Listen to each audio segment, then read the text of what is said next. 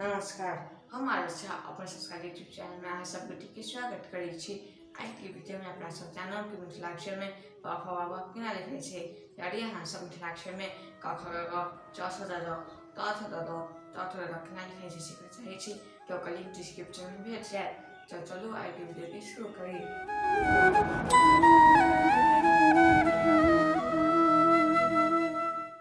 प मिथिलाक्षर में प लिख के लागी शुरू में त लिखला के बाद ओकर बीच में एगो दंती प फ।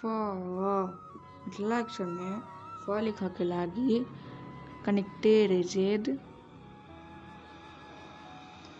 और एक बाद एगो सीधे दंती दंती के बाद दंती के जुटे एगो घुमावदार रेफ ब।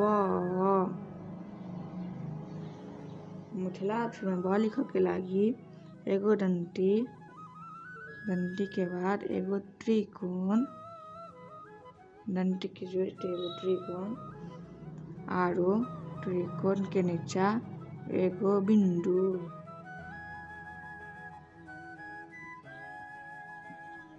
ब।